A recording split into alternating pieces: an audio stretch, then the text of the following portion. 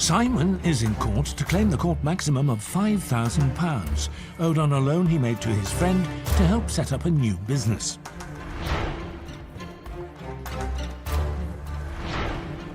Defendant David says the business venture was not successful and Simon understood the risk.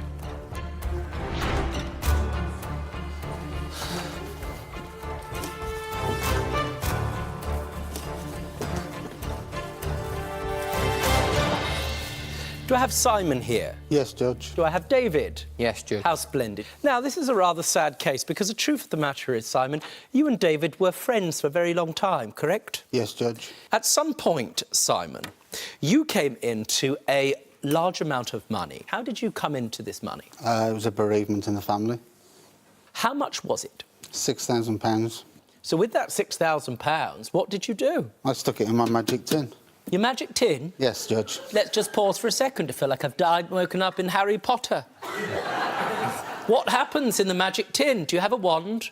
And if you do have a wand, for goodness sake, make sure it's an actual wand. No, Judge, it's just that I put the money into there. I know where it is, only I know what's in there, so that's where it went. I presume you've got nothing in your magic tin now? No, there's stuff in there now. What's... You bought your magic tin to... What?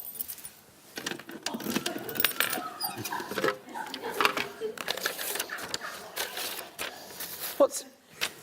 What is it? I've got all sorts. Medication, money. Now, around that time, Simon, you also became aware that David had a bit of a brainwave.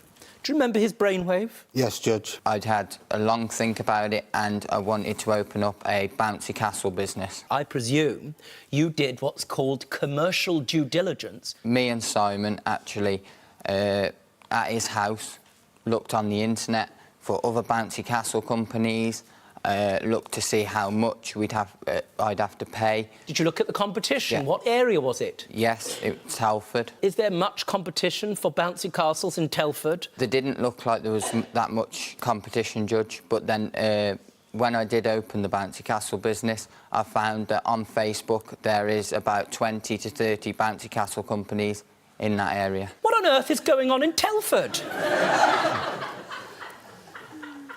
Did you believe that you were investing in his business, or were you just sort of helping him out with the internet search? No, I was just helping him with a search. I wasn't entering into a business with him. You didn't say to David, here's the money, I'll have my money back in 3 months, correct? Correct, Judge. You took a view, what some people might describe as a common-sense view about how long it would take for his business to be profitable. What view did you take, sir? I'd watched another television programme and say all that... What other television programme? The one that's on BBC Two. What one? Dragon's Den. Dragon's Den? Yeah. So you watched Dragon's Den. Which dragon were you? Well, I'm looking at you and I can see you channeling Deborah Meaden. I watched it, Judge, and they actually state on there that after the first year, a business normally makes a loss. Second year, they'll break even. Third year, they'll make a profit. David came to you effectively asking to borrow some money, investment, you might say, if this were the Dragon's Den, into his business, correct?